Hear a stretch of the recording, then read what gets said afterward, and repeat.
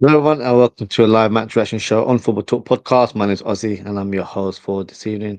Firstly, apologies for the delay. I know it's supposed to come on live at 11 p.m. Got caught up with a few things at home, so apologies for the delay. And also, as you can probably see on the right side of my screen, I presented a rest in peace Diogo Jota banner there, as he would have turned 29 today. So rest in peace to Diogo Jota, forever our number 20. Now, let's move on and speak about this game. Of course, we encountered a draw yesterday against Sunderland. Still feels like a defeat, in my opinion. So things need to change in terms of us gathering points. But we have to question the coach's position as well, because this can't continue in terms of the way we're playing or how inconsistent we have been. So we'll delve in it in a bit more detail. So during the show, we'll quickly analyze our opponents, which is, of course, Leeds United. Then we'll present the team news that I have at the minute, because, of course, Arne Slot will have a press conference later on today because it's past midnight in the UK in the morning. So he'll probably present more updated sort of status on certain players, including Conor Bradley, who I'm expected to uh, being part of the squad.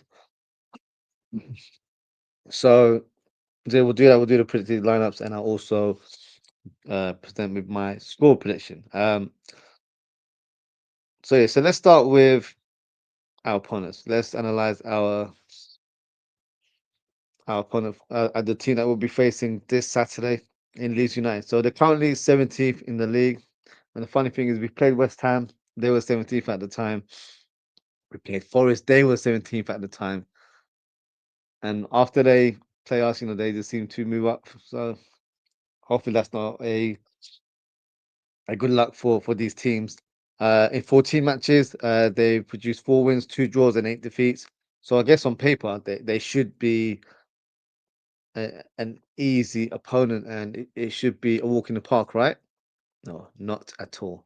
Firstly, we've got to look at ourselves. We've been shocking this season. So due to our inconsistent form, we're not going to just rock up and get 3 points just like that.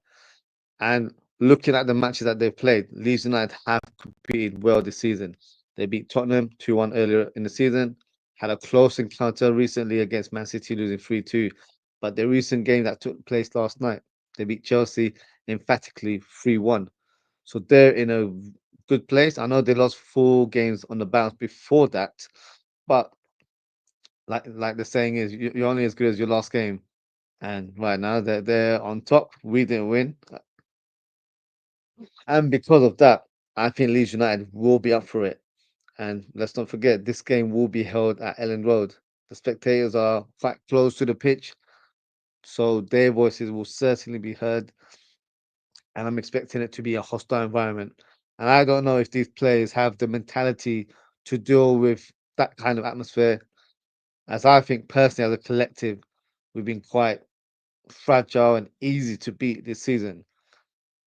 And one thing I have to make a note, Leeds United have scored 7 goals from set pieces this season. So they will most definitely see this as a real opportunity to exploit. Now let's talk about us for a second. Liverpool. As I mentioned, we drew 1-1 against Sunderland last night. And if you look at how Sunderland have performed so far this season, it's actually not a bad result. They are above us in the league table, so you've got to take that in retrospective there. But remember, Sunderland are a team that have done really well. They drew against Arsenal and they beat Chelsea. Uh, so the big teams haven't been able to beat the Black Cats this season. Their next game against Man City. So let's see how they do against them. But my disappointment and concern was regarding the level of performance from Liverpool. It was literally one step forward after beating West Ham and then 2 steps back, reverting back to old ways, playing with no drive, energy, determination, and zero imagination. Tactically, the team was set up almost the same as the one that beat West Ham last weekend, but these players were a shadow of themselves. So we have to question the players for the level of performances that they've showed. But the coach also has to accept some criticism because the team are not playing for him. I believe that he's lost the dressing room quite a while back, and he doesn't have the trust and faith of these players. So if this is the case, a change needs to be made. Now, I don't like to come here and say out loud that a manager should be sacked because end of the day, Arne Slot is a human being, so you gotta, respect him because of him being a father, a family man. So, don't want to seem too harsh when I say these sort of things out loud. It's never nice to say someone needs to leave from their job. But this is the football business. It's cutthroat, especially at the top. And unfortunately, I don't believe he is the right man to take this club forward. So we have to find the right candidate because if we recruit a top coach, I believe they will have all the tools to be a success with this current squad. Now, if you look at our squad, yes, we're lacking numbers in terms of centre backs, but that can be addressed in January. But the level of players that we possess, I still believe we have a lot of great talent here. So let's see what the club does. But a defeat against Leeds United, for me, will seal his fate, and that is towards the exit door. Now, if he doesn't face the sack, us fans who have been slot out will probably need to come to terms that this manager is not going anywhere and he'll be around until the end of the season. Because if a manager hasn't been sacked for this level of poor results, then what else does he need to do? Because this is by far our worst sort of run of games in terms of consecutive defeats since the 50s. And I'm not saying that's what I want. I want him to stay this season. I'm not saying that at all. But it could easily go that way, unfortunately. So let's see what happens because this week could be make or break for our season. As I still believe that to an extent we can salvage our season. We're not too far from the top four. So I believe we can still compete and finish in a respectable position. And when I say that, I mean top four. But that will only happen, in my opinion, if we change the coach. If Slot stays, we'll be where we are. Eighth, ninth, 10th in the table. Because with this coach, we are far too inconsistent to move up the ladder. So for me, a change needs to be made. So let's see what happens. Now, let me present the team news and I will go through the comments. So bear with me, guys. Now, in terms of the team news for Leeds United, a boost for us, where they've got Mecca and Calvert-Lewin out of this game. Mecca's got a hamstring injury, and I believe Calvert-Lewin has a calf injury. So they both picked up injuries from the match yesterday. So they are not available for this fixture. Tanaka is 50-50, so he'll have a late fitness test before the Saturday game. And Daniel James and Sean Longstaff remain on the sidelines. In terms of Liverpool, from what we know, Conor Bradley is expected to be available after returning to full training. Frimpong still a few weeks away to returning to the starting line or first team action, I should say. And Leone remains on the sideline for the foreseeable future. So before we go into the predicted lineups, let me go through some of the comments. I'm going to take a sip of water because I can see a lot of comments there. So appreciate you guys getting involved and engaging during the show. So let's start from the top. Big up Ball as always said that fraud is still in the job, Ozzy. I wasn't expecting him to get sacked yesterday. If it was a defeat, maybe it would have been a different outcome, but I'm not hugely surprised. However, as I just mentioned, if we lose against Leeds and he's still there, he's the coach for the remainder of the season. We have to accept that, unfortunately. Well, so to be honest, I would rather have a show talking about our problems and potential measures than the Leeds game. That's how angry I am on Slot. Well, we could talk about that as well. So yeah, feel free to vent and express your views. Uh, we'll do the formalities of the previous show, but we'll definitely talk about the coach's position. And also, there was a bomber, I guess, to an extent, from Indy earlier on in regards to a potential coach that could be earmarked as his replacement. So we'll talk about that later in the show. Mostly, if we don't win against Leeds, do you actually think he gets sacked or do you like 100%? I would like to think so, but in football, you just never know because the hierarchy might just have a different viewpoint. They might believe, and I'm just going to speak from their perspective, they might look at the manager market and think there's no one really out there that can change the needle right now, or they can't really improve this kind of run of forms or improve the team, in terms of how they envision this team to go, um, as a collective. So it could be where they're looking at the market thing, look, the free agents like your Xavis and your Thiago Motta's, they're not good enough. Um, and maybe they've come up with a list and they believe that the likes of Xabi Alonso, Luis Enrique, Nagelsmann, those are the guys to take us forward, which I'll be honest with you, is the correct way of looking at it. But I feel like if we leave it until the summer, we will be in a position where we might not qualify for any European football. Forget Champions League. We could be out of the position in terms of qualifying for Europa or the Conference League, and that would be a disaster for a club like Liverpool. And we are far too inconsistent with this coach. So why stick with him? There is no need to stick with him. That's how I'm looking at it.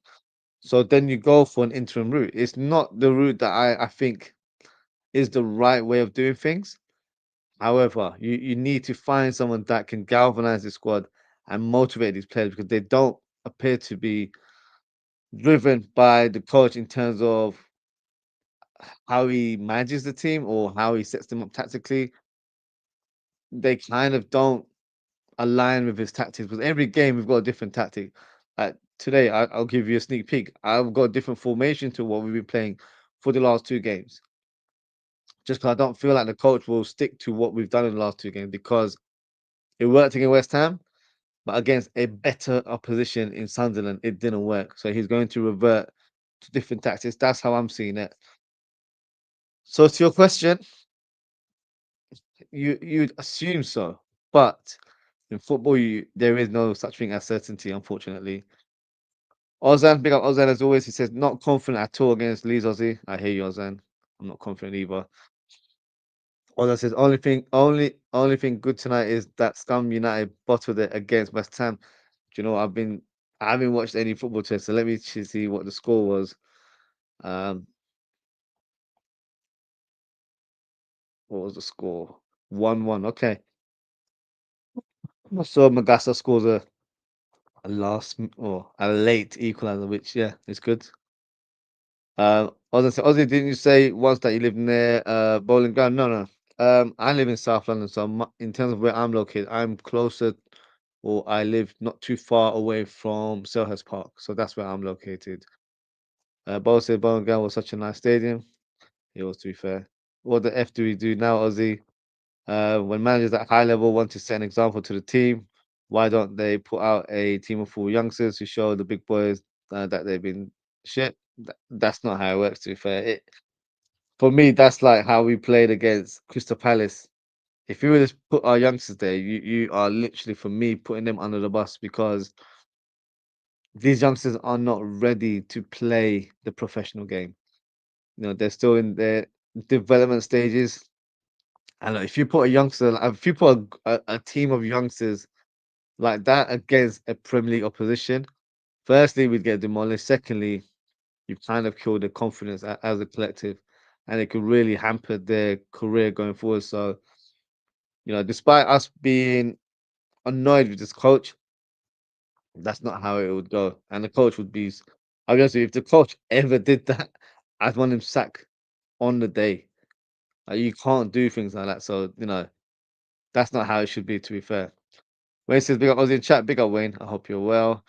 Um, let's not do that in the, yeah, exactly. We got beat. So, we didn't have a complete full 11 full of youth players, but we had a mixed match of squad players slash young players, and then we had a bench full of young players. No senior players on the bench at all. So no, that's not how it works. Um, I worked in a bunch of new flats. It's flats from what I remember. So yeah, Upton Park it used to be called, isn't it? So yeah, it's flats now. But that doesn't show an example that was because he wanted out of the competition. The thing is, you can't really use that as an example. You can to the example would be to rotate the squad because we have, you know, on paper 25 players on the board. So if you want to bring on the likes of Chiesa, Endo, players that haven't been involved to send a message, then you can. Unfortunately, in our last game, Van Dijk and Konate were terrible. And because they were terrible, if you had fit centre backs in your squad, that might be the time to rotate or let these guys know that you can't just perform at that level, expect to start every game. But we're not in a position to do that, unfortunately. So no, it won't work like that. But also, we all know that Rio could have scored 5 goals that game and still be at the bench that next game. I don't think Rio will score 5 goals. I rate Rio. I think he's a player with great potential, but he's not ready to step up to that level yet, where he plays week in, week out. I still feel like he's got a bit more to do in order to play a certain level. But no, I don't think that's how it works, to be fair. Both Ramsey played good. Where did he go? That's the big question. I don't know where he's gone because against Palace, yes, the result wasn't great. We lost that day, but if you looked at individual performances, he actually performed quite well.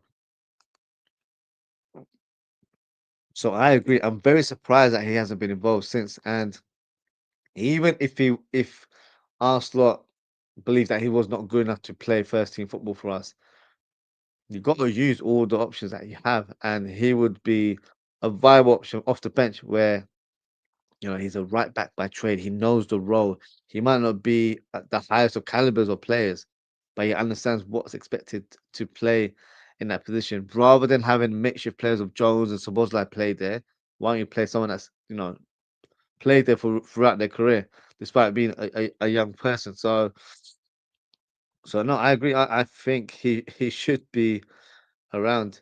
You said he's in the basement. Yeah, he is in the basement, unfortunately. Um, where he says, yeah, but like I've said before, he wants to play with back three at the back, and but we don't have enough centre backs. So I mentioned this quite a while back as well, and I do agree with you, Wayne, because if we had signed Mark Gahey, I think that was the missing cog of Slot's perfect summer or perfect transfer window. Because if he had joined, then I think we would have played a back three. I really do. And it would have made sense as well because if you're signing profiles like Kerkez and Frimpong who are attack-minded fullbacks, then a back three allows them to play that wing back role. So I generally do believe that that was the vision. Whether it happens going forward, I don't know. Um, Personally, I'm not the biggest fan of playing a back three because I feel like on paper you're thinking you have more midfielders and you have attackers playing a certain way, but I feel like teams know how to work against a back three. It's easy to exploit. Even if you play with one striker or if you have a front line of three players, even if you have a strike force, they can, you know, literally exploit you, going through the defense and playing on the shoulder. But we would have had the right players or the right profiles to play that system. Um, I'm going to stick to my guns. I believe the formation for Liverpool going forward is a 4-4-2 diamond. Um, that would of course mean Salah may have to drop, but then again, Salah would be in contention to play a striker role rather than a winger. And the likes of Gakpo can play as a left-sided attacker in a two as well. Rio, predominantly a winger, but even in this formation, he can still play that role.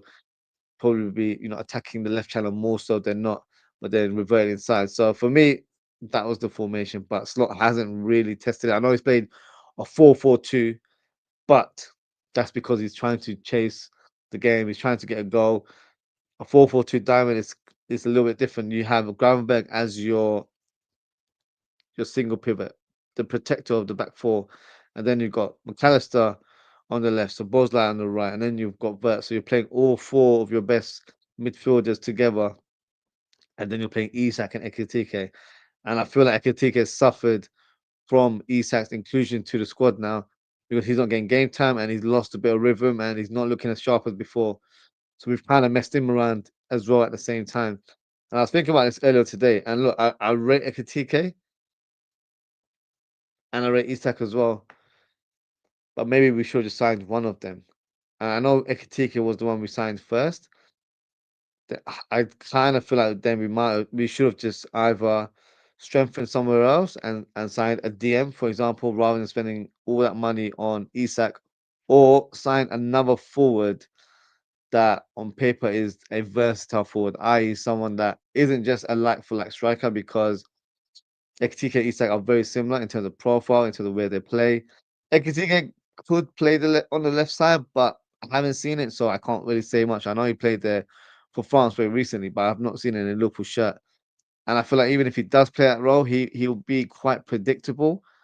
Um, Not like Nunes, but kind of like Nunes when we used to play him on the left hand side. So you're not getting the best out of him because he likes to play centrally, he likes to drop deep, and then he likes to link up the midfield and attack, but also, get on the end of things and try and score goals.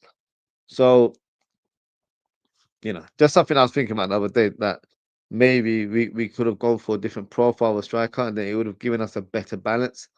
Because if we had signed a versatile forward that could play centrally or the left and the right, then it would give us more options. And on paper, I would say that person would have been a Diaz replacement. Like, for example, if we had signed Semenyo instead of Isak, Semenyo would have made more sense because he could have played on the left, he could have played on the right, they could easily play as a striker as well.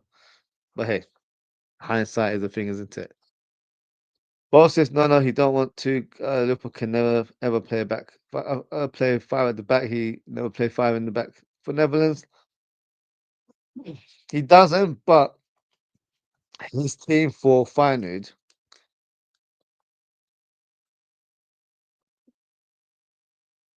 they play the back three in transition. So what would happen is the left back ends up being a player that drops deeper and then ends up forming a back three. Of course, that was not a static setup, but he would, it was Hankto, the one that plays for Atletico Madrid. He was the one that's on that left hand side. Gutrino, who played against us yesterday for Sunderland, he's played on that left hand side for final as well and the slot. So it wasn't a static formation, but he did set that up during the game. So yeah, let's see. We'll never know, I guess, but it could be revisited in terms of the signings that we make in January. So we'll have to wait and see. Most of it, but again, he's not Liverpool quality, so yeah, she could be. We'll know. Well, let's see if he's still around. If he's gone, then we'll never know. But we'll see. Wayne says you do know well, excuse me, you do know that every player we got in the summer comes from a three at the back system. Even the players we are linked with in the transfer market this January. So in terms of our signing, Frimpong, yes, he played as the wing back for Leverkusen. Kirkes didn't because from what I know, Bournemouth play a back four. And who else did we sign? Isak, they play a back four as well, don't they? At Newcastle. Frankfurt, I believe they play a back three. Or play the back three when Ekitike was there, because Ekitike was part of the two sometimes. But they would switch up their formation based on the opponent. So yeah, get your point, but it could have been either or, if I'm being honest with you. And Semenyo, the player we're linked with, he plays on the left hand side. So both says Isak and Kirkes, and links are just links. Semenyo don't play free at the back either. Um, both says so he wanted to play free at the back with four centre backs. No, it would have been five centre backs. We would have had five options because remember we signed Leone, so it would have been Leone, Van Dijk, Konate, Gahey, and Gomez. That's five centre backs. So that would have been a viable option, and then have Andy Robertson as a makeshift centre back for the left side, and even Endo as a potential person to play in the back three. So it kind of feels like it would have been accommodated, but I don't know. There is a couple that don't know, but most do we have been linked with Wharton, who plays that system yet? Isak needs to be fed by others, and Kirkes has been misprofiled. I think, yeah, if it's in a back three, then Kirkes would have played much better because his focus would have been on the overlap more so than not. But um, yeah, we'll see. I admit it's a bit unclear in terms of what the vision was. You don't want to do that. Why does he have the back fullbacks inverted? That's because we have to come up with a different solution now to try and accommodate for not playing his way, I guess. But who knows? He wants to play like PSG. If that's the case, we don't have the players to do that. So I know we got scored by them, but we don't have the players to play that way. To be fair, and to be fair, if that was the case, we wouldn't have signed Isak or Ekatike because you would have signed a central striker on paper that would have been adaptable to play on the wings. But these two are actual number nine, so no.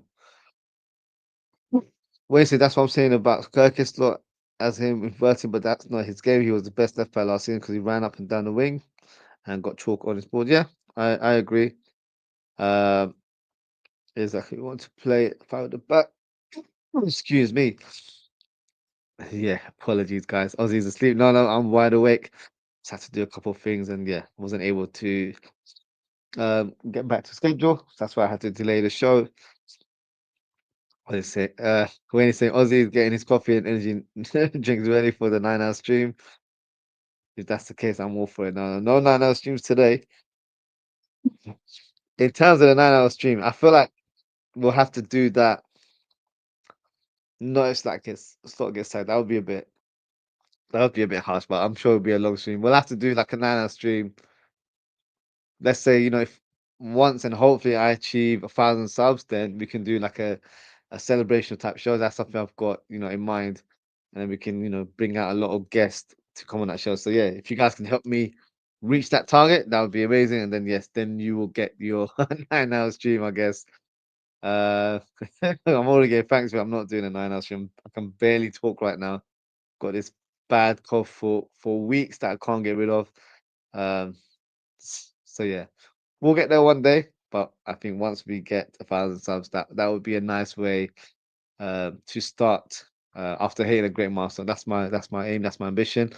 Abdul, big up Abdul says, "Hi, I was in chat. How are you? Blessings and greetings. FSG needs to be serious and ruthless to get rid of Arne Slot. We need to focus on the UCL and FA Cup. Try and get into the top four this season. Thank you.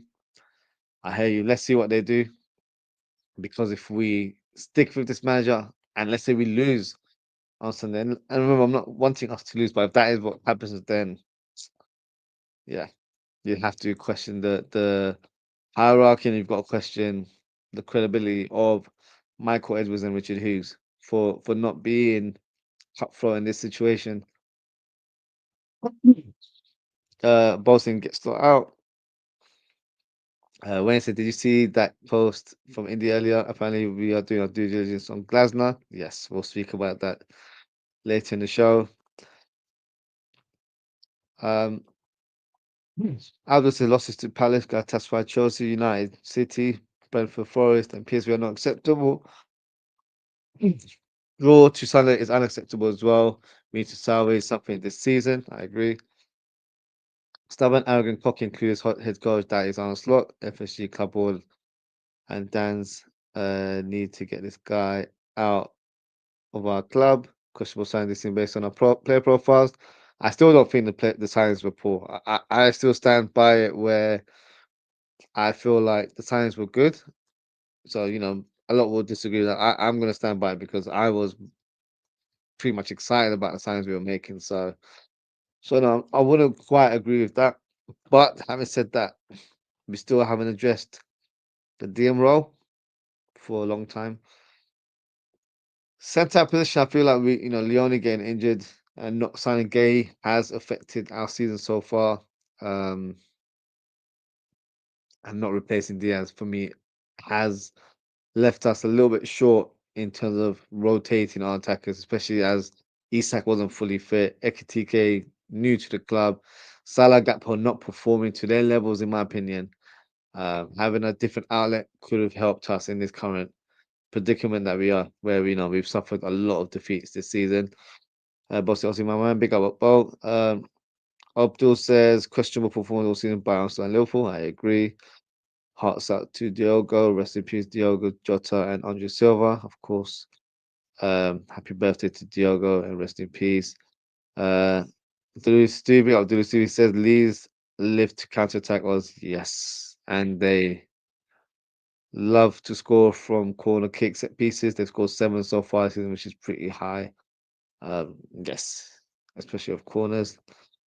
Abdul saying rest in peace to Jota and Andre. Helping Huts UK because so he says, as a Leeds fan, confidence is high. The side wants to win. Expect a tough game, Reds. That I hear you because the manner in terms of how Leeds United beat Chelsea yesterday. You have to be confident going into this game, especially against an opponent like Liverpool, who have been a bit of a mismatch. We've been up and down, hot and cold, however you want to describe it. So this is probably a good time to play against Liverpool. Unfortunately, you've got a couple strikers out in this one that were performing yesterday, so that could have an effect in terms of how you set up. But I know you do have other strikers available, so let's see, how the team set up. But yeah, big up for your comment. Appreciate you getting involved. Abdul says this head coach doesn't know what he's doing. No, he doesn't. Quite frankly, to be fair, says I can't take in the Kyler's seriously though. Man writes screenplays. He does. He likes to paint the picture. The one he tweeted yesterday, I'm not gonna lie, I was kind of thinking, do you know what, he might have a point there, but maybe it just sounded too rosy to be true. But who knows? We'll soon find out, I guess. But I said, Indy, Kyla has lost me. You've got to always take a picture so when you hear these sort of tweets or rumors. So yeah, never take it as gospel. Ashley, will I big up your service? Leeds front two injured. Correct, that is true. They are injured. They are not available for this fixture. Boss said, no reason for Leeds fans to be worried. They can already celebrate until weird bloody. I wouldn't go that far, but I hear you were in low confidence right now. Seriously said, man, better not put Sabozlai right back. I totally agree. If I see that, I'll be very, very, very annoyed. Honestly, he probably will. I hope not. Is it safe to put away my house? That's the kids are not starting on Saturday, Aussie. Not yet, Bo. Not yet. They could be a possibility, especially after Slot called out Gakpo saying that he didn't perform well yesterday against Sunderland. He wasn't good in one-on-one duels there, so he's kind of outed out his his favorite player there. So does that mean Chaser might have a little chance of being in the lineup? I would love to say yes, but you never know. The easiest moment to be made is to bet Chiesa not starting against Leeds. I hear you, but I'm trying to be optimistic for the Italian winger there. Well, said Ozzy, we would have only played four, then Gomez would have left if Gay came. No, wait, we weren't gonna play three at the back. No, Gomez wouldn't have left. They were interested in Joe Gomez, but we kind of rejected the moves because we didn't want him to leave. So,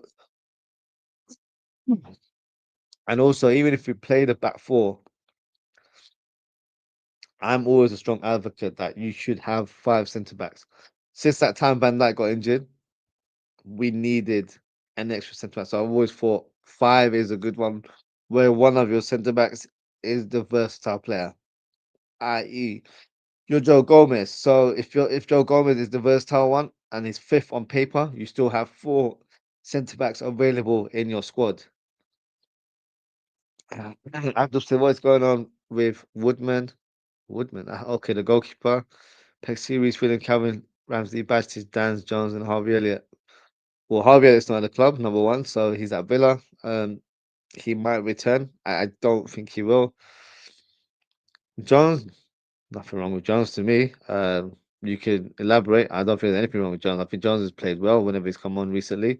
Dan's is injured. Bajtic, God knows. He's still on the sidelines. Whether we've seen him in a local shirt, I actually don't know.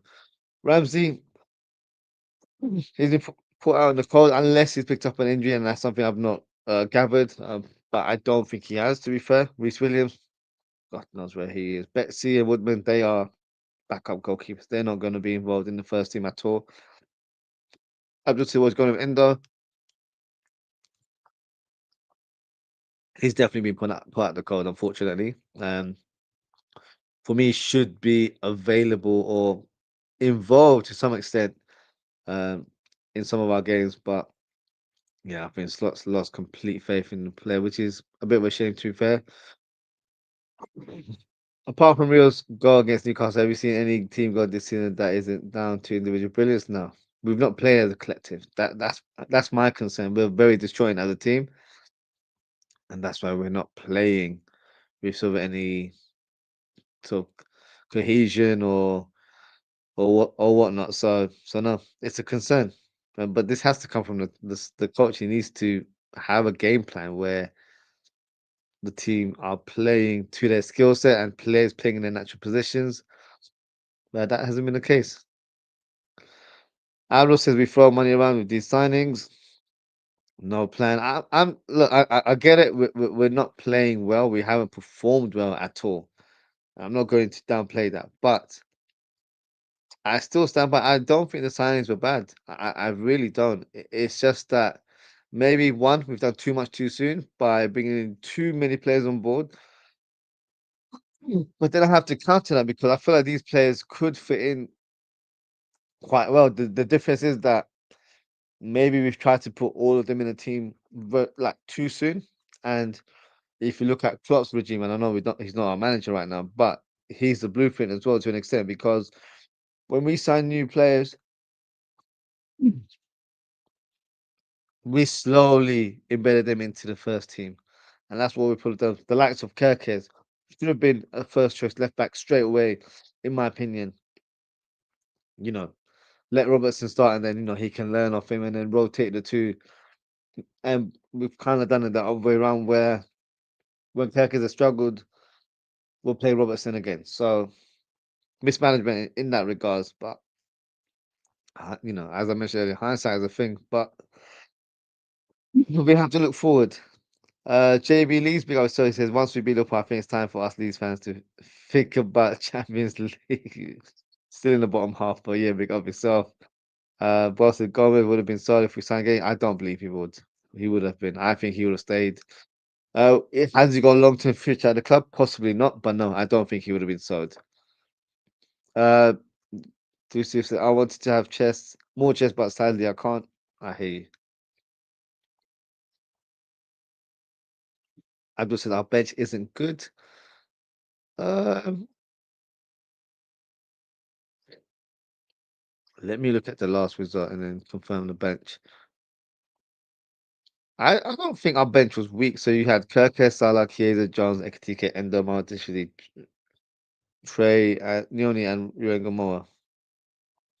The last two are young prospects, so that I don't think they should be involved within the squad personally. So I guess on paper we should have probably signed a midfielder and a winger, if that makes sense. But I don't think that's a weak bench in my opinion. It's just that we haven't our first 11 haven't performed, and some of the players in our bench haven't really been given the chance to stake a claim, i.e. your Chiesas and your Ekitike. So that's just how it goes, unfortunately. Um, our wingers, no wing player, no service. That is true. They don't play like wingers. Gakpo cuts in and likes to occupy the central areas, which kind of makes it congested for Verts to play with freedom. Salah kind of the same, but he's touches the byline a little bit more, but the thing is, he's not able to beat the fullback with his pace because he doesn't have that same burst of speed like he used to do. So yeah, honestly, Ozzy, are you well? I've just got a bit of a cold, to be fair. Yeah, I've got this cough that has just not disappeared. So yeah, apologies for drinking water every few minutes and coughing as well. But yeah, hopefully I'll get better soon. Slots tactics are good. This day, if we need to Leeds into Milan and Brighton, 9 hour stream. Bloody hell! Really on this 9 hour stream, you guys? I don't know if I could do a 9 hour stream. Um, but it'll be definitely longer than an hour or two. That's for sure. Because we'll have a lot to say. I think all of us will probably be venting a lot if we were to lose those 3 games, and it's still around after those 3 games. My God, we're in the mud. We are actually in the mud now, but we've just dug our own grave. That's how I would see it. Jamie Lee says, unfortunately for you, we are high in confidence and we will have nothing to lose. Really, most of the fans expect to lose, but the players are different. Story after Chelsea. I hear you. Confidence should be high after beating a team that is currently challenging for the title. So yeah, just spot on that one, I guess. Both I have watched the Leeds game today, and if they do perform the same way, we will get to absolutely smack these players. Don't have the mentality to do it in a hostile environment like that. The environment is key. Elland Road is a very, very tough ground. It's kind of those old school stadiums where the pitch is very close to the fans, and the Leeds fans are very, very vocal. They always present a hostile environment in a good way. So no, it's not going to be a walk in the park for us at all. What is wrong with Van Dijk this season? Why is he struggling? Don't know. Like when we started to see, he seemed, he played well. I feel like it could be. I don't mean to be rude when I say this. I don't think he trusts Kirkes on that left hand side because Kirkes is a little bit all over the place. He's erratic. He's a bit of a hothead. Positionally, he's not quite got to grips in terms of how we want to set up as a defensive unit. And because of that, there's a lack of trust between the two on that side. But also, we've had a lot of issues in our defense, i.e., a lot of injuries. So we're quite destroyed as a collective. But what also doesn't help, your centre back, your partner in crime in Kanate has been worse than you. So when you've got a player performing at that level, it doesn't help. You end up feel like you're accommodating him, and he becomes more of a passenger more than anything else. So that's probably why I think he's struggling. But then again, everyone's struggling. I'm struggling to talk right now, so we're all struggling right now. Um, JBL Leeds says, I think the problem is for all teams, Elland Road is a very rough place to play football, and we love it. Yeah, and look, you guys should stick to, you know, keeping Elland Road. I think there was rumors that you guys want to, I think extend the stadium, kind of like what we did with Anfield, which for me would be the right choice there. Wayne says, any news on Bradley injury? So in the last press conference, Arne Slot confirmed that he's training, so he's done light training, so he should be training tomorrow. And I think we'll have a bigger picture. I think he'll start personally. Um, but we'll get the confirmation tomorrow, or shall I say later today, in the morning press conference. But also big note to Glasner. I hear you. Mm, Lucy doesn't want Glasner. I don't want him either, to be fair. Both said these are world class players we signed, but sort of don't have a plan for them. I agree with you on that one as well. Lucy said AR, I wanted two deals, but they never signed any. Yeah, that could have been a big mistake that we didn't, sign that type of profile because, quite frankly, if you're signing two attacking fullbacks, you need a proper DM. And I know Gravenberg was amazing last season, but you've given him a free role. You've given him the freedom to roam around. So then where's the protection for the back? So that's my concern there. If he's playing as the number six, like he did last season, then it's a different conversation altogether. But also, watch goals from the club days today. Wow, it was so different. It was a plan for everything. Missed the old midfield of Genie and Don Fab, even James Miller. No fighters there now, apart from Sob. Supposed like so that is actually a big point there because in tough times that we've encountered in the last few weeks. Also, we were lucky to have Klopp, so Klopp would have been a great motivator. But sometimes you need allies on the pitch, i.e., your Hendersons, your Milners, to get the players to grip or galvanize them and be the leaders of that group. Now, in terms of our current crop of players, Van Dijk is a leader, but he's not that type of leader. He's a leader that kind of leads by example. But I don't know if he will. I know he has. He's mentioned it publicly that they've had meetings as a team and stuff. And look, he's trying to do things in the right way, but it can't just be the captain. You've got to have your senior figures like your Robertsons, your Mohamed Salahs. These are the ones that everyone looks up to. They're the ones that should really spur the players on, or you know, kind of just push everyone further to keep working and play better. And whether that's increasing the intensity in training, whatever it needs to be done, it should be done at the club. So we don't have those kind of vocal characters anymore, in my opinion, and that could be um, a detriment in terms of how we're going to go as a team in the coming weeks and for the rest of the season, maybe even the near future as well. To be fair, Bo says, "Why do Salah think he can through players, through people?" I don't know what you mean there. If you resend that comment, I'll try and get into it. So you say, why, for God's sake, does Gakpo always do the same cutting from the left? Yeah, it's boring, isn't it? So you say everyone and their grandmama can predict what he's about. It's hilarious. Well, so 4 hours then. If Slot gets sacked, I'll be honest with you, I wouldn't plan to do 4 hour, but it could probably end up being a 4 hour stream because I'm sure a lot of us will need to get things off our chest, and I'm sure we will talk about potential candidates and probably get a few content creators to come on as well. So yeah, maybe, maybe. Uh, but it's only 2 hours today, Ozzy. At least, we're almost close to an hour, and I'm still going through the sub comments. So yeah, you might get your wish. It might be a 2 hour stream. But yeah, let's see how the show goes. Bosses, who are the best fans in Prem Aussie apart from us? Oh, who are the best fans?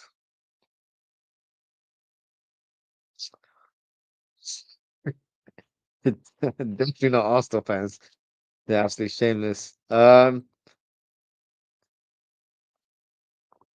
I have to say, this might not be a popular opinion. I might say Newcastle because it's a city where most people are Newcastle fans. They're very, very passionate fans, and it's very evident when you go to St James Park. And I know we've got a bit of an issue, in terms of nicking their star target in Ekitike and their star player in Isak, or former player, I should say. But I've always thought that that's a very well supported club. But you're saying best fans. I don't know. I feel like when you're seeing stadium atmosphere, I always feel like they're very well supported. Um, but I would say this in terms of, I know you said apart from us, but there aren't many clubs that I think would support the manager the way we do, because the culture nowadays is very much, if he's not delivering, sack, sack, sack. That's just how it is. But we hold our coaches to the higher pedestal, and because of that, I believe we are different to others. Probably speaking biased there, but I'd probably say Newcastle, to be fair. Uh, but if you're talking atmosphere, Leeds United, Elland Road. I know they just returned to Premier League. That's always been a difficult ground, always been quite a hostile environment. So I'd probably go for Newcastle. But JBL, sorry, JB Lee says, "Bo, us, we are the loudest, funniest fan base in the Prem. However, you guys has a very good supportive fan base." Yep, spot on. We are a very supportive fan base. Well, since the players need a coach that are screaming at them at halftime and in the game, no player gets fired up by seeing the manager with hands in his pocket. You agree, Ozzy? So not screaming at them. I don't think those coaches work, in my opinion. But I'm gonna use Klopp as a blueprint. Apologies, because that's the managers that I've really enjoyed watching as a fan. Hmm.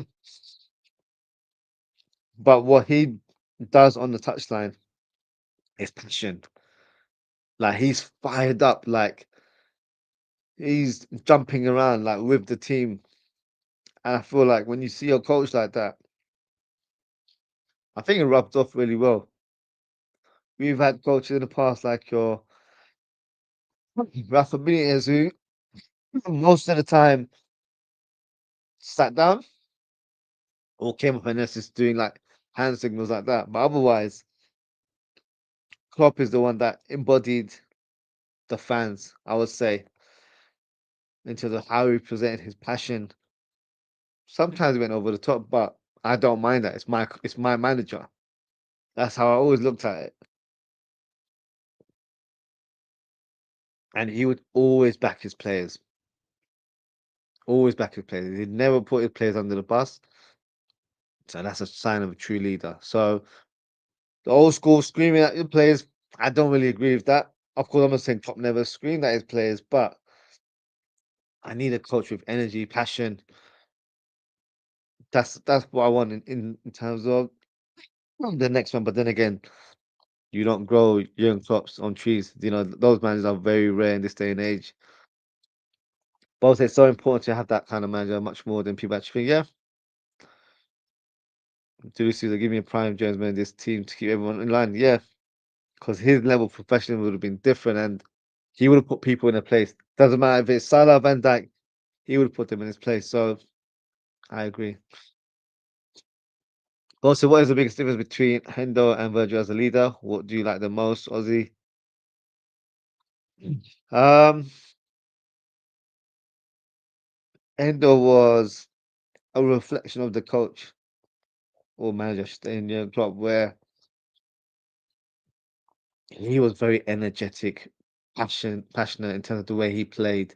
He might not have been technically the best out there in terms of midfielders in the league, but he was a leader and grew into his role the more he played for the club. So he embodied what the coach wanted from the players, and I feel like that was the reason why we were successful, and that's why he was one of the first to lift up the Premier League. So in terms of Van Dijk, different personalities. I don't think Van Dijk's a bad captain. I know a lot of people say he is. I just feel like he's one of those captains where he can be vocal, but only when it needs to be done. And I feel like he's one of those captains that leads by example. So different types, but maybe because we grew up on English football, we're expecting someone to be really vocal and getting stuck in and telling players what's what. But the modern day is a different time. It's not how it goes all, for every club. Excuse me. If Gomez or Bradley is at for right back, Jones needs to play midfield instead of Mac 10. He can control the ball in midfield and looks to have a good understanding of verts. Yeah, that's a good assessment there, Wayne. Why does Salah think he can go through people? Um,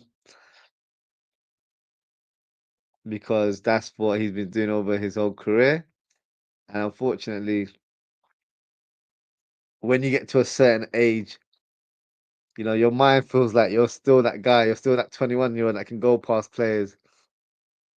Your body's like, nah, mate, you can't do that. So that's why I feel like, we've got to not play him in that position because if you're playing him on the right wing, um, then he's going to play what he's accustomed to. Doesn't matter if he's 33 or 23. Play him in the right wing position. He's going to play like he's always done, or he's going to try to.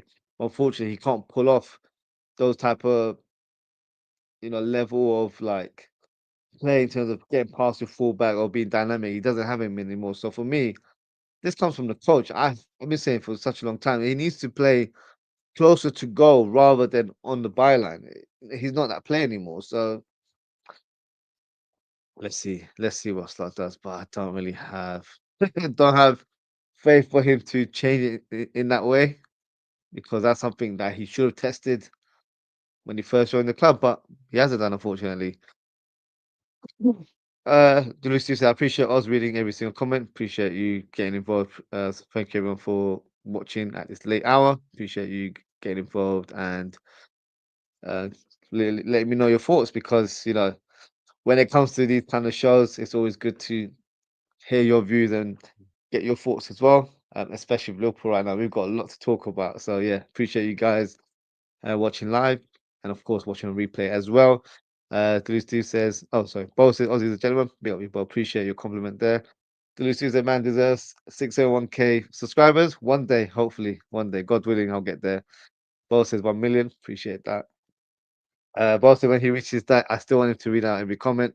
I'll always try my best. I feel like that's something that I'll always try and do. Doesn't matter how sort of not big. I don't want to sound big-headed there, but as I hopefully,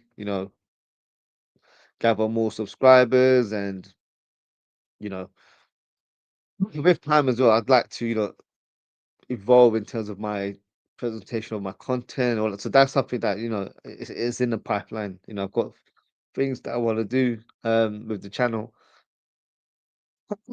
Um, but of course, with the show, it's difficult to read every comment. But I always feel like I have to make that special effort because you guys are very loyal. You're tuning in at crazy hours because in terms of my lifestyle, I can only do shows after 11 p.m. UK time. So if my shows are 2 3 hours long, you know I'm gonna be tired for work the next morning. But it is what it is. So, um, but yeah, I'll always try and read as many comments as possible. Sometimes there'll be comments where I feel like it's not aligned with the show, so I have to be a bit more selective, but I always try and read out as many comments as possible. But of course, if I'm growing and I've got a lot of viewers, then there's only so much I can do. But I will always try my best to look out for, especially the guys that have followed me for such a long time. I always look out for them, and yeah, I'll continue to do so as the channel grows. Hopefully, this is enough. With 1 million subs, there's no way I'll be reading you or my comments anymore. Nah, I'll be reading your comments, but I can't read every single comment, but I'll try. I will try my best. Of course, you remember us. Yeah, of course. I'll definitely remember you guys. I'm nowhere near that level yet. So yeah, one day, hopefully, one day. Big up, Daz has always said same as yesterday, but drop Cody for Mo.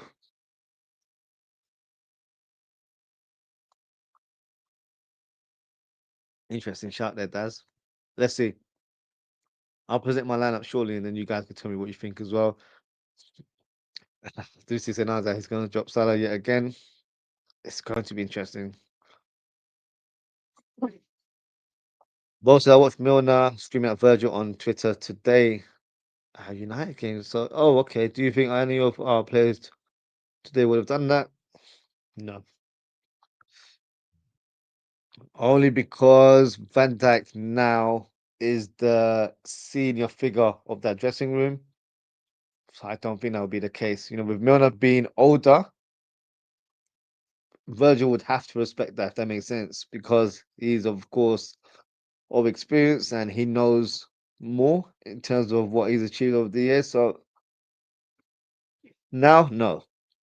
I can't envision Robertson doing that or Salah doing that. So no. Different dynamics in the dressing room now.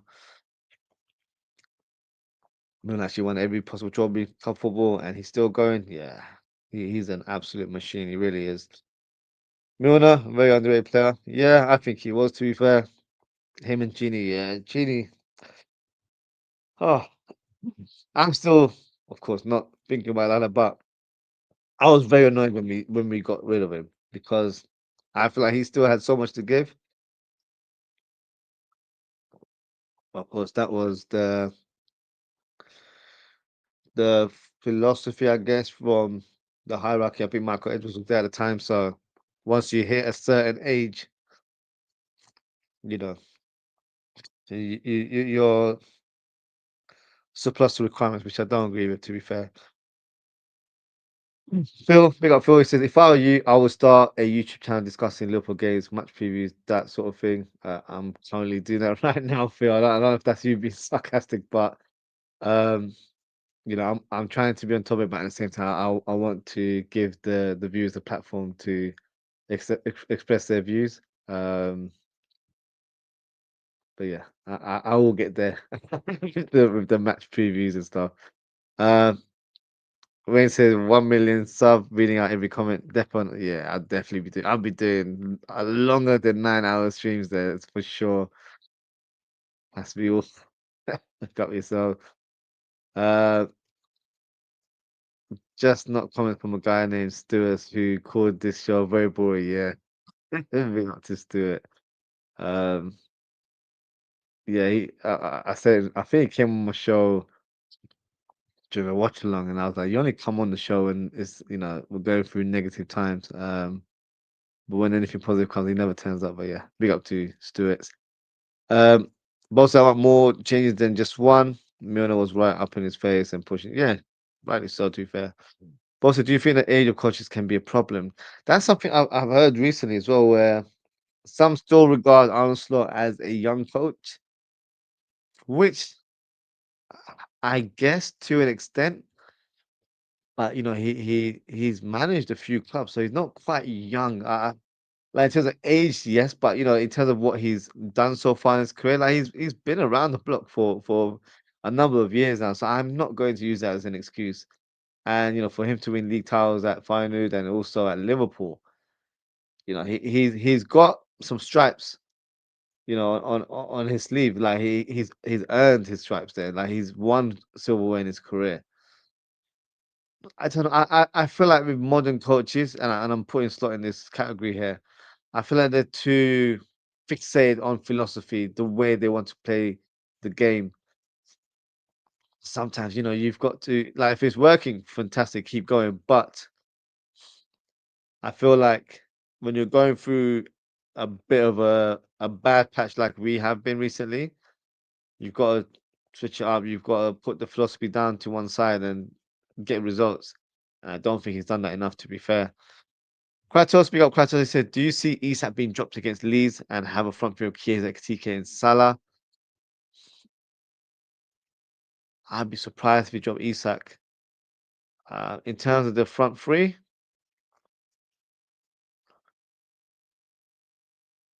could be a possibility, but I don't know. It would have to, like, Ekitike would probably only start, in my opinion, if Isak's not fully fit, but I don't know. Most is a 28-year-old, for example. 20 is way to be your Premier League squad. A 28-year-old manager, yeah, that's because I just feel like. Do you guys remember um, Andre Villas-Boas? So when he became the Chelsea manager, the the senior players were older than him, and I feel like there was definitely a lack of respect for the coach because of his age, and maybe I don't think it's quite an age thing. It's probably more how you carry yourself. If you carry yourself as someone with authority and you've got a different demeanor, then it can kind of work. But 28 is very young to be a manager. But you mentioned Husda is 31 though, so maybe he carries himself a certain way where the players are bouncing towards him. Um, so I think it depends on the coach. I don't think age should be looked at, and that's why I don't completely agree with people's assessment of Slot that he's too young. I don't agree with that. No, we've just won the Premier League with him, so you can't say that he's just young. He's won titles elsewhere as well. I just don't feel like he's. understood what is expected from this team. He hasn't for me he hasn't read the room in terms of the Premier League. The Premier League has changed since last season, which is crazy, like a few months ago. But it's more of a physical league now. Teams are playing with back threes, back fives, however you want to phrase it. They're playing long balls. They are playing to score goals from set pieces because teams are not finding solutions through low blocks.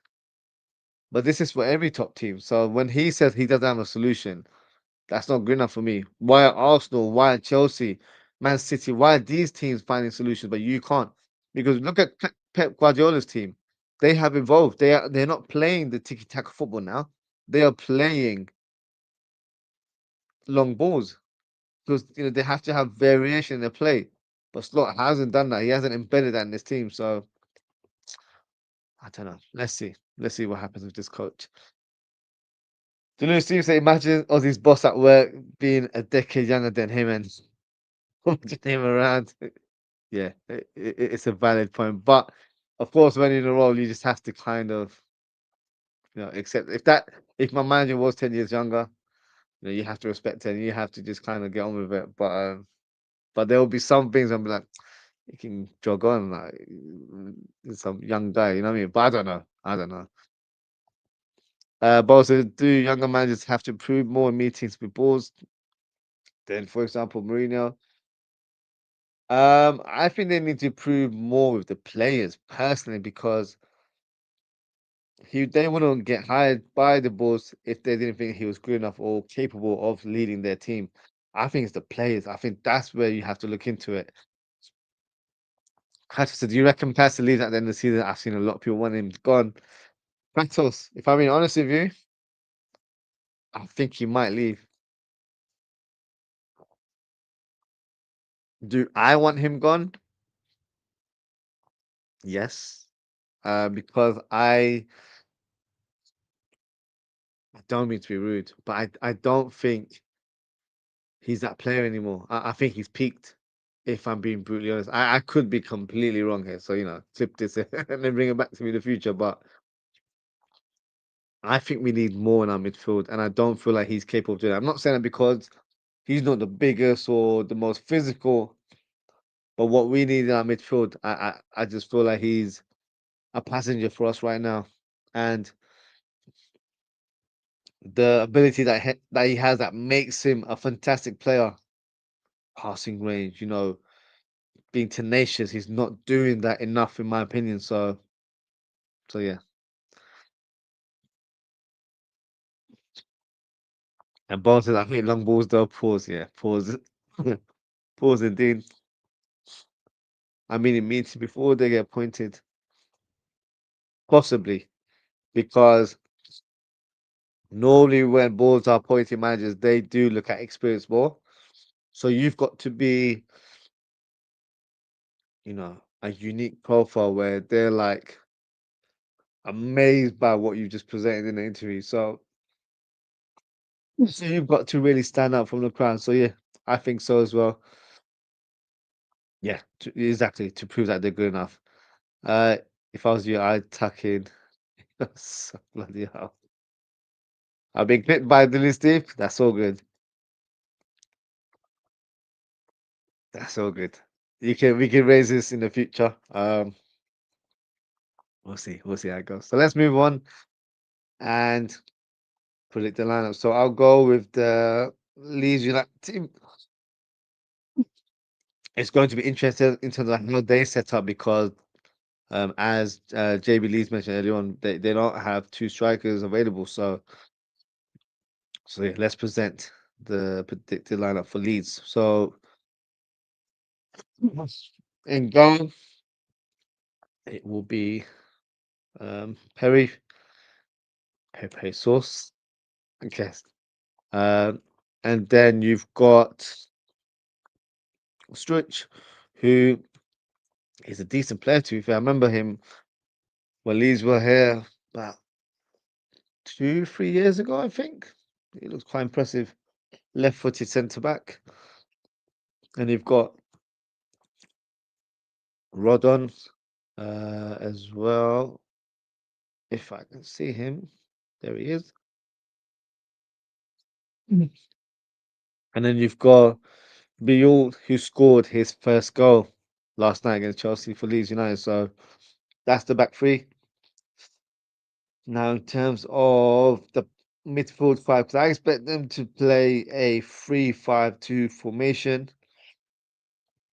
I'm expecting, sorry, Bogle to be on the right hand side. I was expecting good Munson on the left hand side. I'm not sure if this player will be available, but I'm going to put him in there. Tanaka scored a great goal against Chelsea yesterday. Also scored his first goal for Leeds United as well. Apologies. And then you've got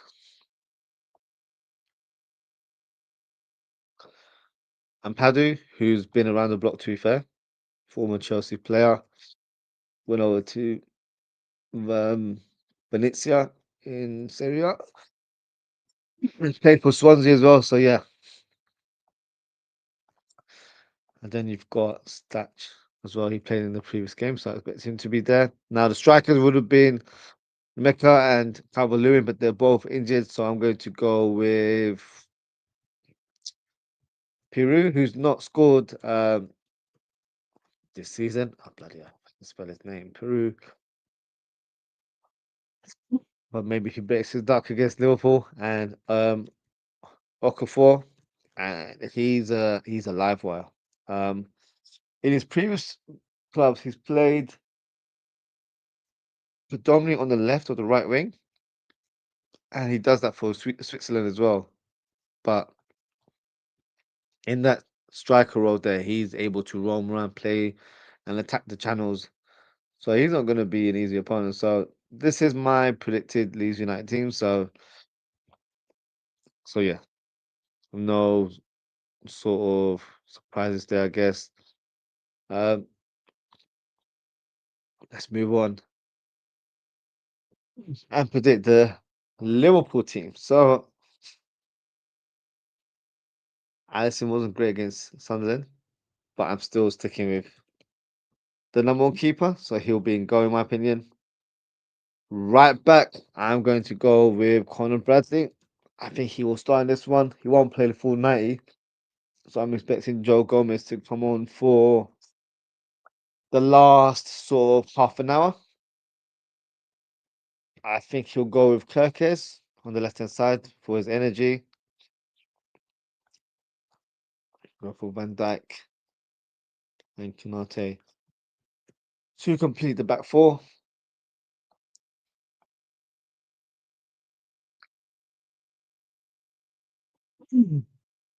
Hmm.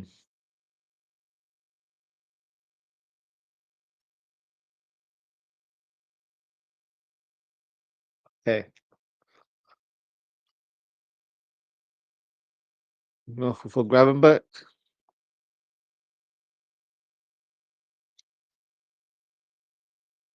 I don't know if he will, but this is what I would want to see. Alongside, I want Jones in midfield.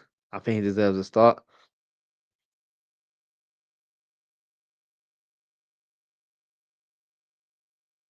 Might surprise you guys. I think he'll bring Salah back into the team.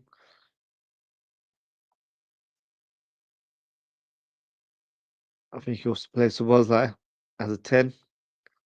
I think he'll play Verts on the left. Not what I want to see. I want to see Verts in the 10, but I think he'll play him on the left. And I think Isak will start unless he's injured. But from what we know, he's available pretty much. So this is my predicted lineup. Drop a comment, let me know what you guys think. I would personally,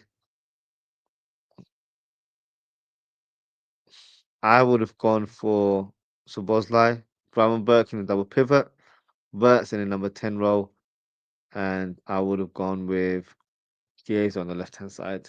That would have been my formation, my team there. I don't see I don't see Slot doing that. Um, yeah, that is my predicted lineup for tomorrow. Not tomorrow, Saturday. So yeah, let me know what you guys think. Bosses, don't they have Nemeka and Raulun out? Yes, they are not available.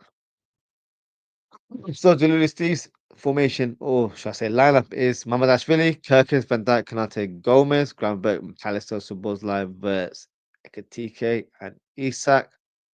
Parker has changed his playing style a little from ball playing to more physical long ball. Yep, he's read the room. He realizes that's what he needs to do, to be successful or at least help Leeds United maintain their Premier League status.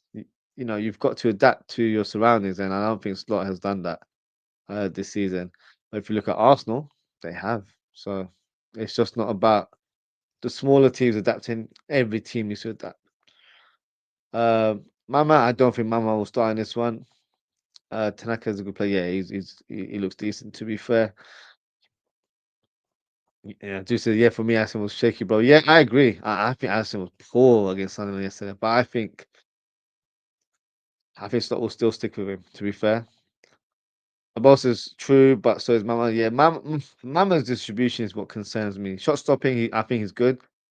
Distribution, I do feel like it's a bit of an issue because the defense seem a bit nervy when he's on the ball, and unfortunately, that's not a good thing.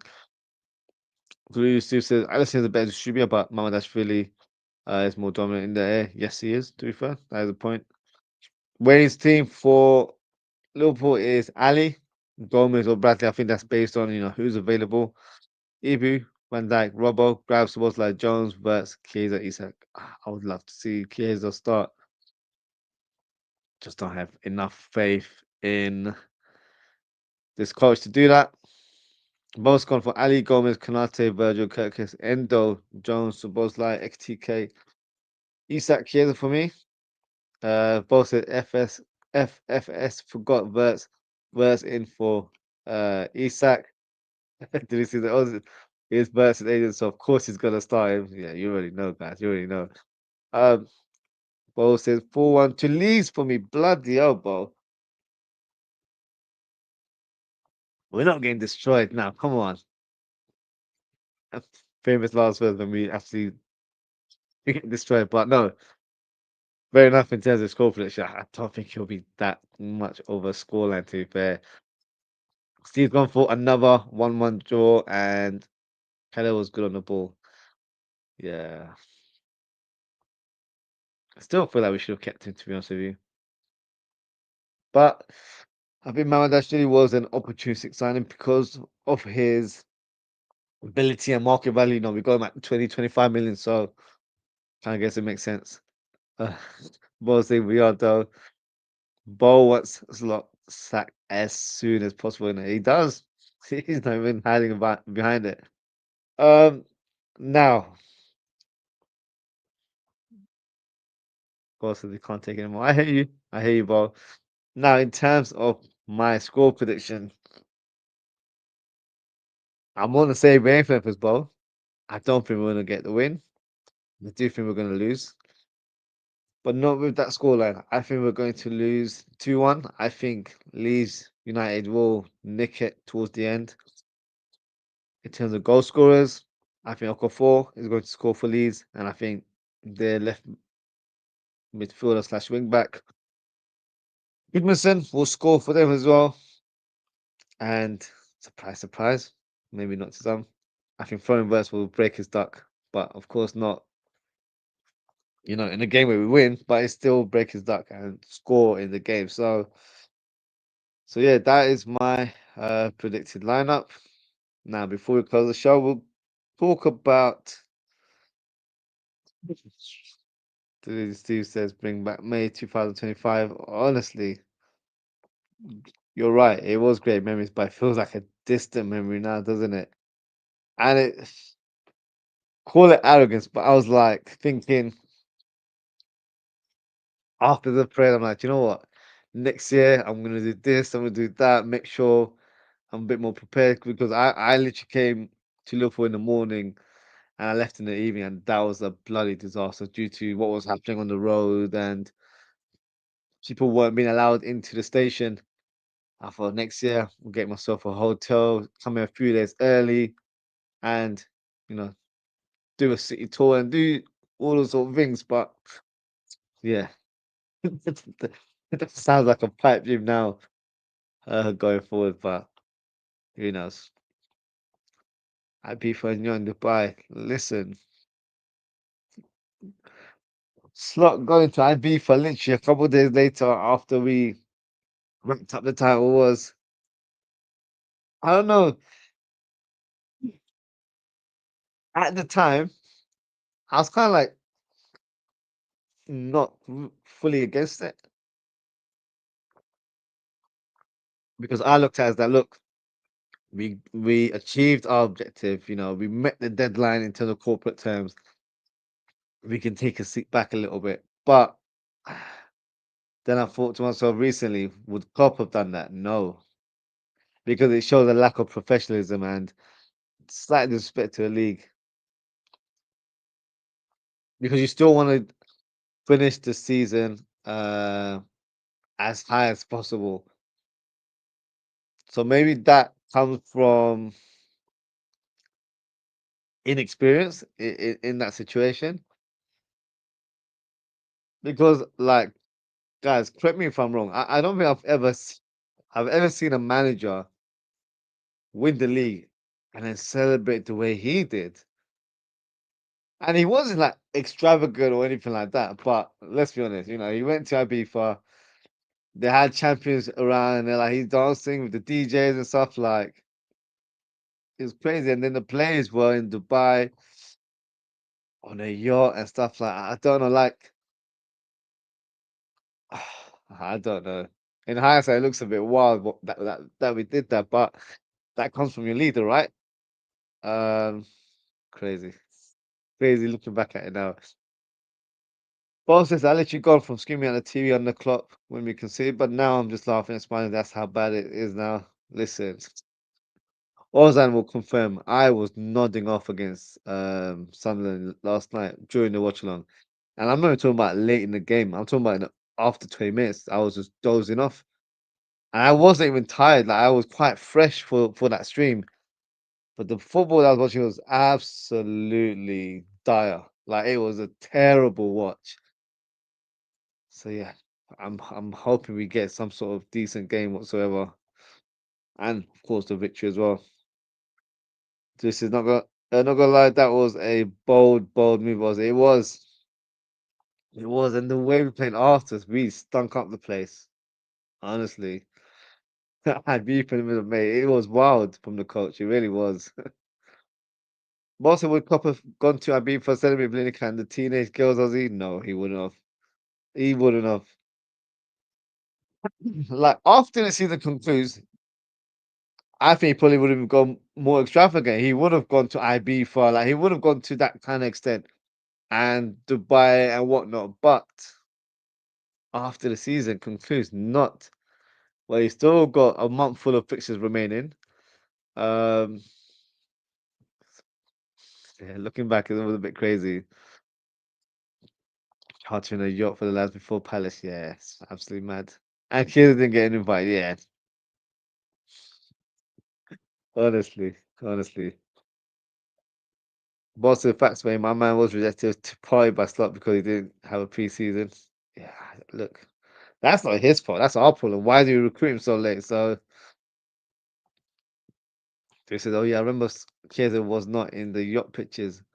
If he was with the players, I'm sure he would have been involved or part of the celebration, just not on camera.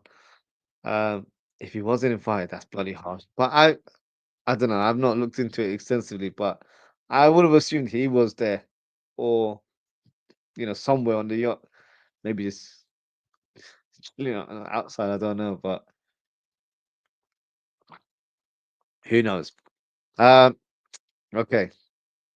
Before we close the show, this was the rumor, and to summarize, this is from Indy Kyla. He said Oliver Glasner is now under consideration by Liverpool to take over from Arne Slot. So my thoughts on that. Not very pleased with that link, to be fair. For a few reasons. Number one, the obvious one is what happened in recent times where he blocked that Mark Gay move, because if Mark Gay was here, who knows what the outlook of this team would have been. And he pretty much threw dummy out the pram and said, "This is an ultimatum. If he goes, I go." So I don't respect that kind of manner from the manager. Um, so that's more of a personal issue with him in terms of from a footballing point of view. Wherever he's managed, and I don't know all of his history, but in terms of recent years, at Frankfurt he played with a back three, and at Palace he plays with a back three. I'm not the biggest fan of a back three. I feel like, oh, back five, however you want to phrase it, because it feels like such a defensive approach, in my opinion. And even if you have Roberto Carlos and Cafu in your lineup, it still feels like it's a little bit defensive because you got three centre backs, and then you kind of miss that one player in midfield or in attack that could be the difference, in my opinion. Um, and generally speaking, a lot of teams that have been champions over the years don't normally play a back three. Bar probably Chelsea, when Conte was there, he of course had to change his tactics and evolve and play a different way because he was going through a bit of a terrible time. He wasn't winning games, and he changed and in the end turned, turned the wave and literally won the league that same season. So now in terms of that philosophy, like as crazy as it sounds, we do have the profile players to play that formation. I know he plays a 3-4-3 at Palace, and I think he did the same at Frankfurt. I wouldn't want us to play a 3-4-3. I feel like I don't know, maybe this is a very simple way of looking at it, but your wing backs should be given the freedom to attack the byline. And on paper, the two wingers for me should be inside forwards, but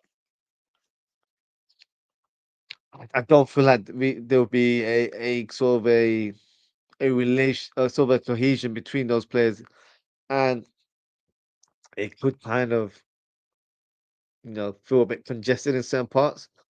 And I also feel like if you look at our team, we've got two strikers that should be playing together, in my opinion, or you can at least be tested in that role because we haven't seen it in this season. So if it's a 3-5-2, then that could work. But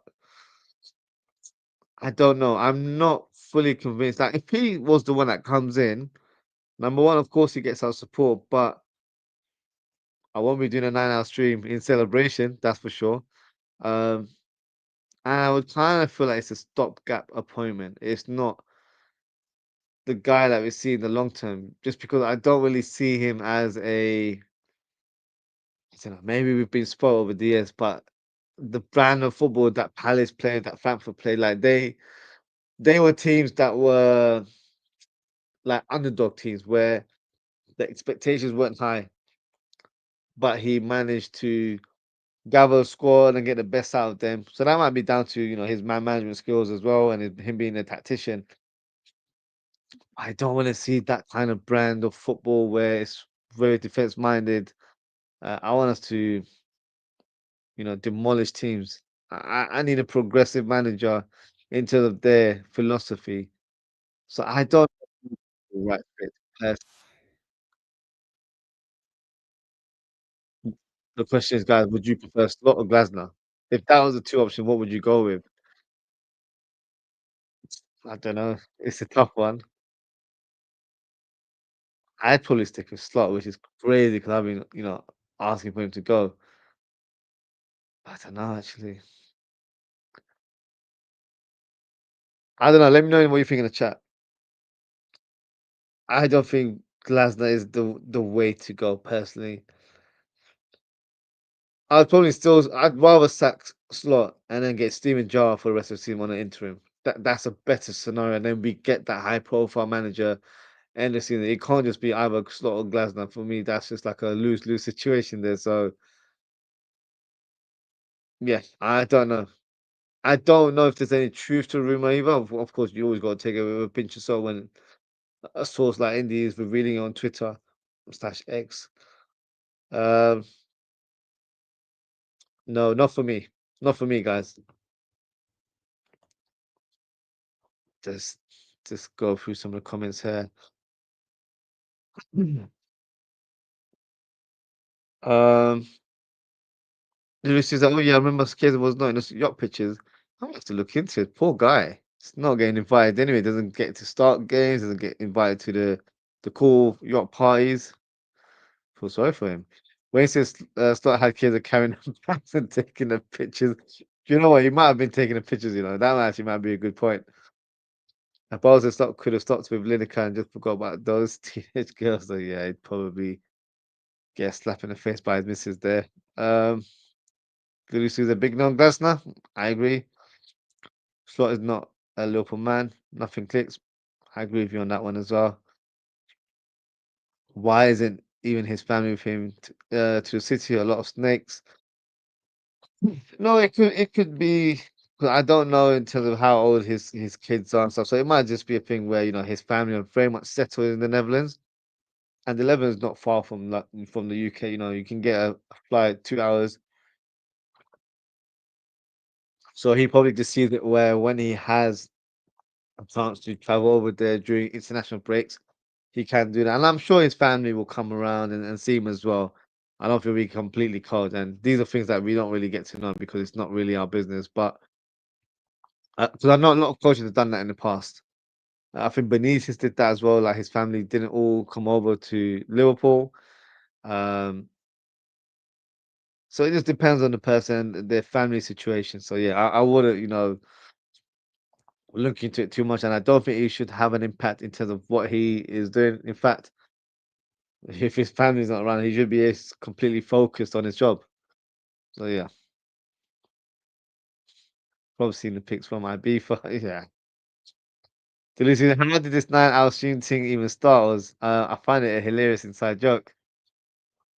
Correct me if I'm wrong, man. I think someone mentioned that Uncle Rods did a 9 hour stream. So I think people were just like, yeah. And I think it was because this was happening a few weeks ago where we were all very much thought out. So we're like, yeah, we need a 9 hour stream. And I think Uncle Rods did it possibly when I think Slot confirmed that, sorry, Klopp confirmed that he was leaving. I don't know. Might have to ask him actually. Um, so yeah, it's just becoming an inside joke. So yeah, it's quite funny because it's literally mentioned on every show. Also, I don't get a bone out of putting Glasner, but with Klopp or Inzaghi or Gerrard. I wouldn't go into describing it like that, but I get what you mean in terms of doesn't excite you, and I agree. Glasner doesn't excite me, and I'm not saying because he looks a bit of a boring individual there, especially from that image, but I feel like his philosophy isn't aligned with Liverpool, and I don't think the fans will appreciate it. It's not what we're used to. So I remember the last time we appointed a Crystal Palace coach. We didn't get him from there, but we appointed someone called Roy Hodgson. So that brings me bad memories there itself. So any affiliation of a Crystal Palace manager coming to Liverpool doesn't sit well either. Where it says, yeah, it was me. Look for Italian. You know what? I still haven't looked into this. I need to do that with Bo. Um, but it said the other day, if we got beat, Ozzy would do a therapy session. Yeah, a therapy session might need to be done at some point, but I'm hoping it's not this week because I don't know. Especially if we lose and Slot is still there, then yeah, therapy stream pending, I would say. Also, what would you even do? What would you even do if Slot gets sacked live on stream, Ozzy? Um, I would be relieved. I really would be. I wouldn't be jumping for joy or bringing out the party poppers or anything like that. But I'd just be like, thank God that the club have done something right. That would be my initial reaction. And then I was quickly switch on and be like, who do we go for? Who do we point out? Because then I need to see what the next step is from the club. So Uncle Rods is who I'm referring to. Yes. Both said Indy Kyla is falling apart. Is this or Hudson Days worse? Oh,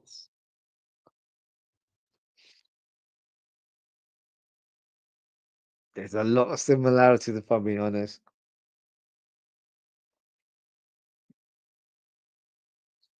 I might have to edge it with the Hodgson era, only because number one, we didn't come off winning the league title, so going into the season, we had a real good feel factor, and the expectations were high, and we were very optimistic about the season. When we appointed Roy Hodgson, I wasn't fully on board. I know he did really well for Fulham, got them in the UEFA Cup slash Europa League semi-finals and final. He got them in the final, isn't it? But he just didn't feel like he was a Liverpool manager. And then he made some very silly comments like, "Oh, I'm best mates with Sir Alex Ferguson." Come on, read the room. You can't say stuff like that out loud. Even if you are mates with him, you can't say that. You are Liverpool manager now. You've got to be fighting for the cause. You are representing us now. You can't say stuff like that about our rival manager. So for me, and the bad memories are flowing in my head. The signings we made that summer. Oh my god, Jovanovic wasn't technically his signing. I believe Rafa Benitez made that signing before he got sacked. So that was something that was agreed on a pre-contract agreement because he was on his final 6 months, and then we got him on a free transfer. Wholesome. The only decent was Ramirez. He was a good signing. Like he scored some decent goals, but then we sold him the following year, which was crazy. So Wholesome, oh my god, we had some Konchesky, bloody hell. One of the worst signings we've ever made. Hands down. Yeah, I dark times. So different sort of dynamics, but of course, if you look at stats, I think we lost more games under Slot in comparison to Roy Hodgson. But that period was a period where we really folded as a club. Torres left in January. Mascherano wasn't fighting for the cause. We already lost Alonso before that. We were a sinking ship at the time. But credit to the club. Well, if you didn't sack him, bloody, I'd question your your business sort of way of doing things even further. But we've got Luis Suarez and Nicara. I wasn't impressed with that signing. I don't know if you guys remember. We were actually, excuse me, we were actually linked with Benzema because he was a young striker at Real Madrid at the time, and they were still a bit unsure about him. Imagine Benzema on our team. I might have to do a show where I talk about signs that could have been made but wasn't made for whatever reason. I think that'll be an interesting topic. Maybe I'll do that as a members show at some.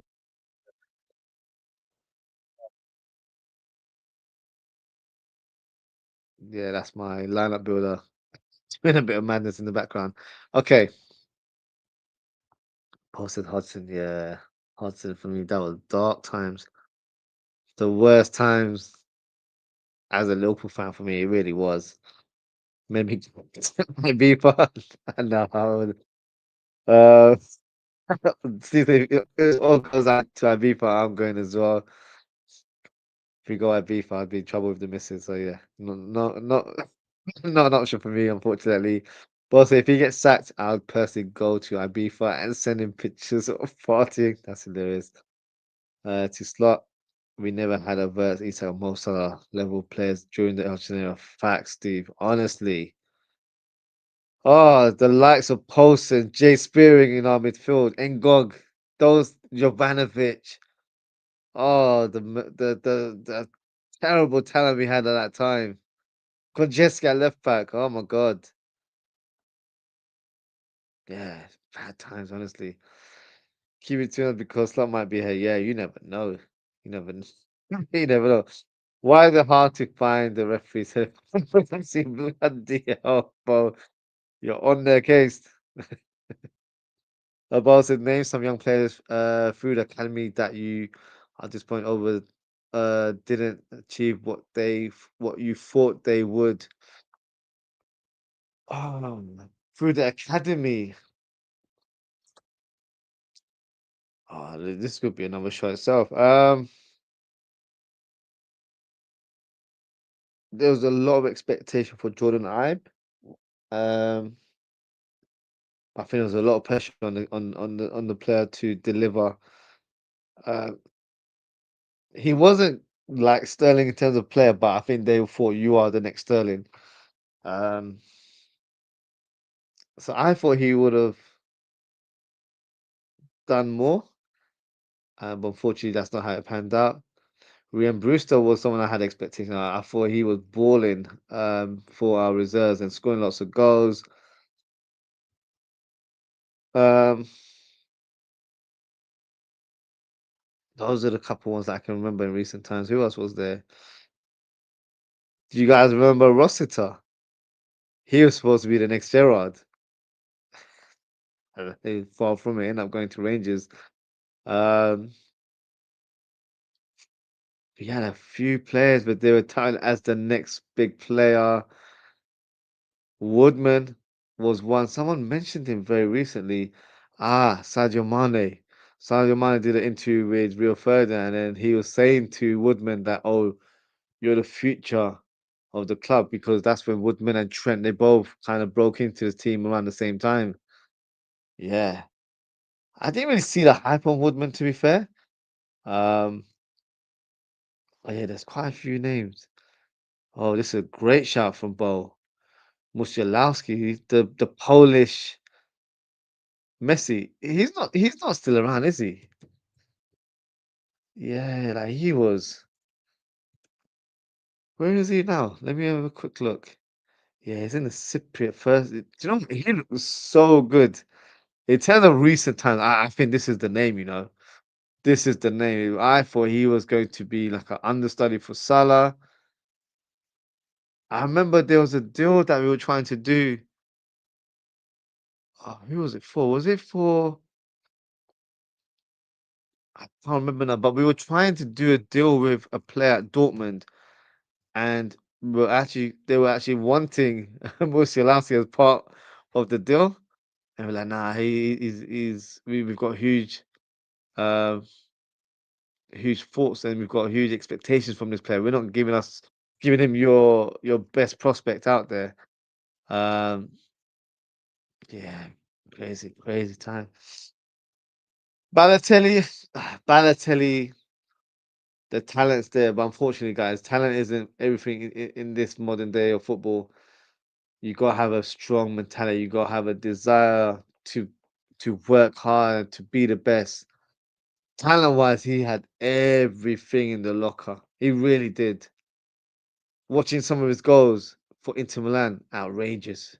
Especially if you look at the goals he scored for youth levels. Oh my God. I saw a compilation not so long ago of him like scoring absolute worldies for the under 18s, I think, or even like the under 21s, or however they do in Italy, but scoring free kicks, scoring longs, like 30 yarders, top bins, fantastic technique, honestly. Ball says for me, Rosita, yes, that's the one that comes to my mind. Doak, yeah, you know what, in recent time, I have to agree, Doak was like supposed to be the next big thing. Like we had a lot of expectations for Doak. But then again, he might have been signed as a profitable recruitment like we did with Fabio Carvalho. Fabio Carvalho was talented as well. Obviously, he didn't come through the academy, neither did Ben Doak, as such. But talented players, it's not the right fit. I'm saying Woodman, Woodburn. Sorry, yes, Ben Woodburn. Yes, a lot of expectations on him. He failed to deliver. Jamal, big up Jamal said, how many goals will Cavalier score on the weekend? Zero, because he's not fit and he won't be playing. Musialowski, yes, that is a good shout. I had so much hope. Yeah, I did as well, to be fair.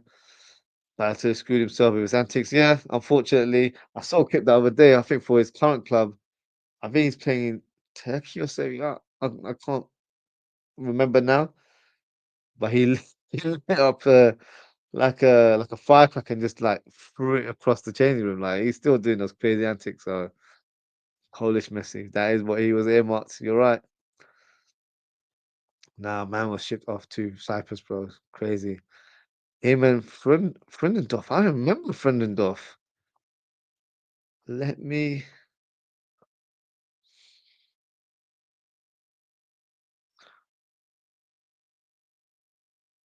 Okay, I don't remember this player to be honest with you. Ah, interesting.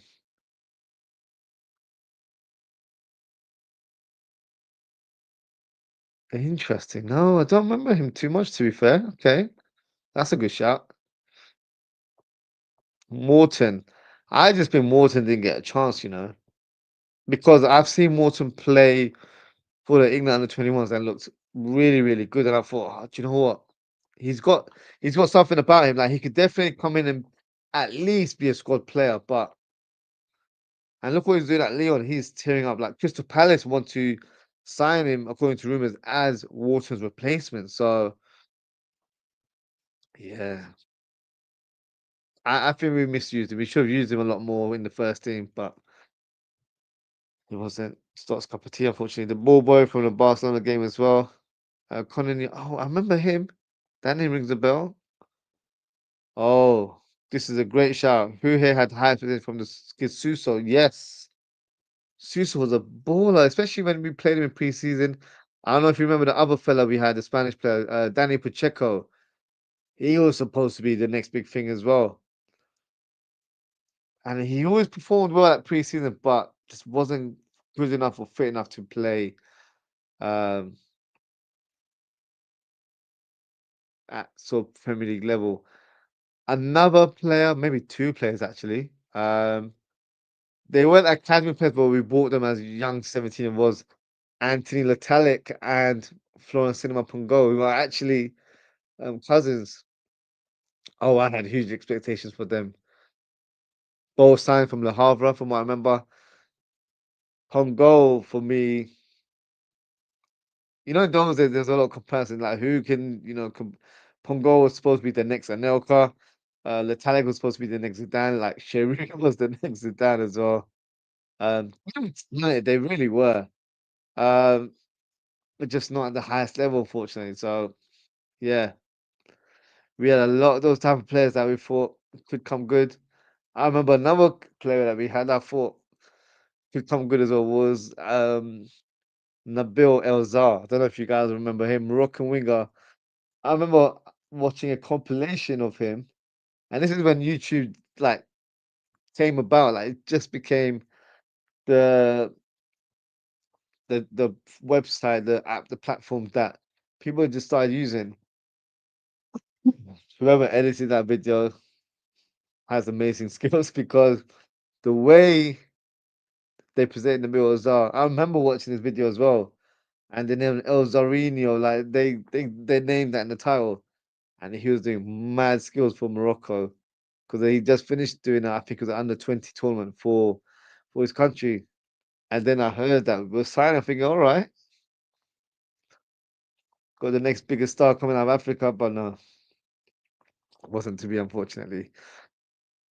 The ball says me. Um, what did go wrong with Musialowski? Mentality. I think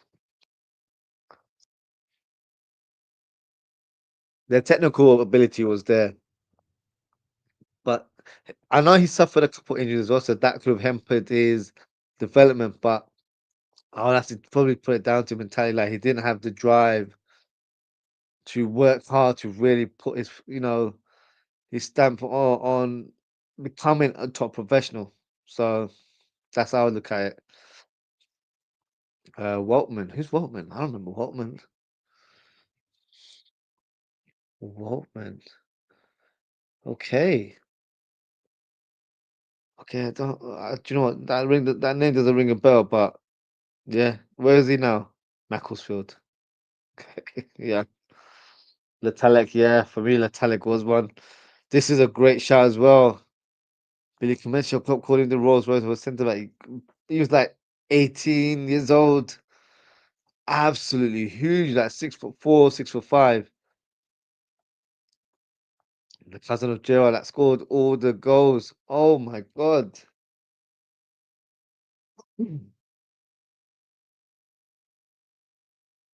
His agent ruined him. You are correct. Oh, I think Bo's got it. Bobby Duncan, yeah, because he was banging in the goals for the youth, but he went over to Serie A. I don't remember what club he went to, but he went over to Italy, and yeah, his career went downhill. I don't know what he's doing. To be fair, I've got to check that out now. Bobby Duncan,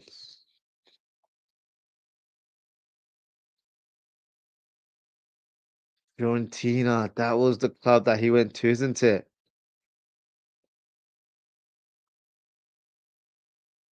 Where is he now? Oh, he doesn't play football anymore. Flipping hell.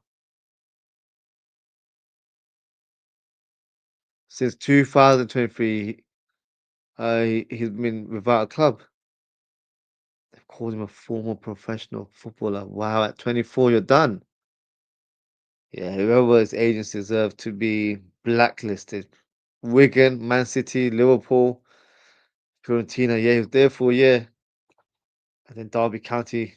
And then he went over to Linense. Linense is a Spanish team. Um, I think in the League Two or Liga Two. Yeah, he messed up his career, honestly. Um, Adam Morgan. Yeah, he made a few cameos, of course. He was a regular goal scorer, but unfortunately, injuries really hampered his career. And it was such a shame because a lot of the local fans were rooting for him. But yeah, to receive Nana Osama Saidi, I remember watching his compilation when we signed him. I was like, we got a win wizard right there. But yeah, he just did. And then he went on loan to Southampton, and he performed really well for him. So it couldn't just have been he's not ready for the Premier League. Like he performed really well there. I just think Brendan Rodgers just didn't appreciate. Maybe he wasn't a Rodgers signing. Who knows? Man had techers. Yeah, Saidi definitely had techers. Paul Glatzel, that's a good name. That's a shout there as well. Yeah, Duncan was scoring goals for fun.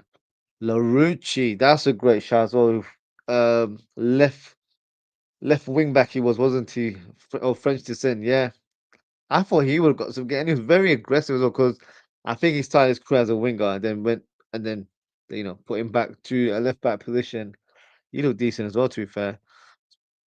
But it's so sad that agent ruined him. Yeah, probably even liked him as well. Gave him chances. Yeah, that agent or agency ruined him. Good shot here, Key Janahova. I thought we had a great player there as well, and I was very surprised that he went over to Wolves at that time. It was very strange in terms of that.